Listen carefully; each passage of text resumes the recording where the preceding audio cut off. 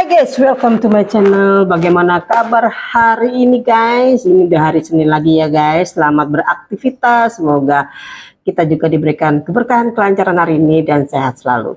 Oke guys, ini adalah salah satu cuplikan yang dimana Pablo datang ke podcastnya Bang Denny Sumargo. Dan ada beberapa titik poin-poin yang penting guys. Yuk, nggak pakai lama lagi kita lihat cuplikannya.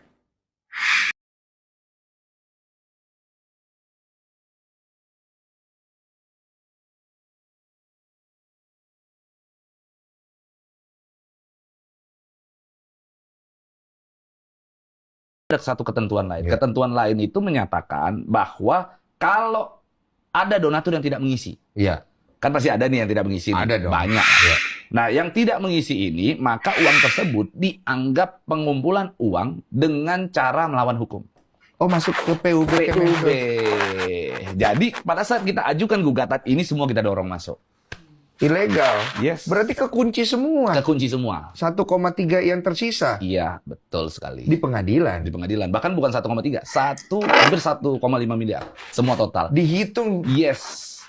Oke, tahan. Yang sudah terpakai untuk pengobatan bagaimana? Nah, berdasarkan pengecekan kami di mutasi rekening, kita cek semuanya, ada sekitar 138 juta, hampir 200 juta lah, gitu ya, yang tidak jelas penggunaannya. Yang penggunaan uang tersebut tidak jelas, tidak spesifik untuk pengobatan mata. Nggak ada.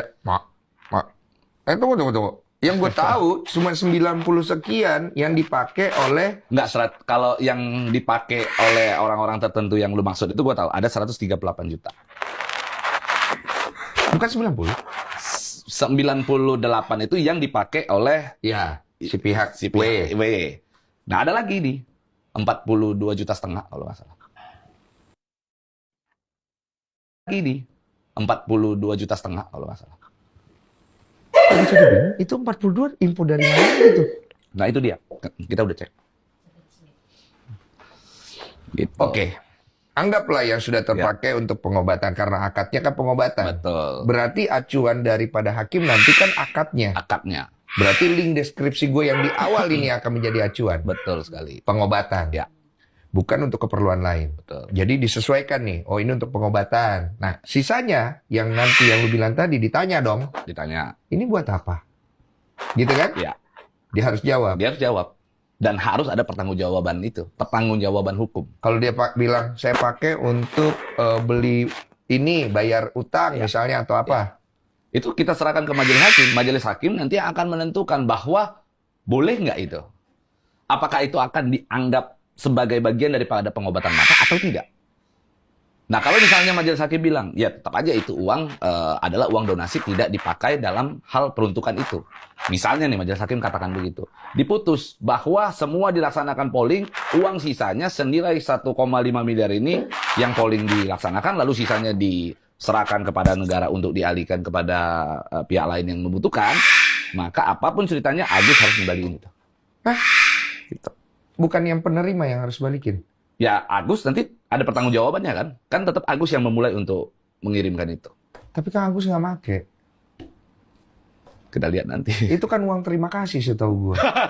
Boleh nggak kalau misalnya beralasan ini uang terima kasih? Karena kan orang ini kan bantu. Ya pasti ngerti ada moralnya loh. Ya. Ada moral dia bantu, terus kemudian dia kasih ini uang terima kasih. Lagi pula juga dia numpang di situ. Boleh nggak? Gini, jangan kita melakukan suatu perbuatan yang tadi katanya moral, buat uang terima kasih, tapi kita sendiri tidak melakukan moral itu. Harusnya kalau kita terima kasih, ucapan terima kasih, ya kita infokan lah setidaknya. Sejak awal kita sampaikan bahwa, oh ya ini kita mau kasih ini. Ada apa namanya ya, sunnya lah, apa namanya itu ya, bridging untuk mengarah ke situ. Bagaimana kalau dia tidak tahu? Yang dia tahu uang ini masuk, ini hak saya, dan itu udah diatur loh dalam undang-undang. Ya. Apabila itu uang masuk, itu punya dia. Undang-undang yang mana? Katanya begitu. Kalau misalnya uang itu ada di rekeningnya, itu kan gue dengar beberapa pengacara. Gue kurang paham nih, saya orang bego hukum. Masuklah uang ini, berarti ini uang dia. Kalau diambil secara ada pengancaman segala macam, orang yang mengambil bisa kena pasal. Kan intinya begitu. Berarti hak dia gitu kan. Nah, Itu bagaimana penjelasannya? Nggak ada satupun pasal hukum yang menyatakan kalau orang terima sumbangan, maka itu menjadi hak penuh uang dia. Kalau dia tidak melaksanakan tujuannya. Gini ya, gue paham maksud daripada kuasa hukumnya dia ini. Nggak tahu dia konsultasi ke siapa. Mungkin akhirnya dia selalu katakan ini charity. Betul ya? Dia selalu ngomong nih, ini Apa bedanya? ini charity. Charity ini artinya uang tersebut udah miliknya Agus. Agus mau pakai buat apa aja terserah. Nggak begitu. Nggak sesimpel itu. Kalau charity emang begitu? Gini, charity itu sebenarnya itu dari bahasa Latin kan. Oke. Caritas kan.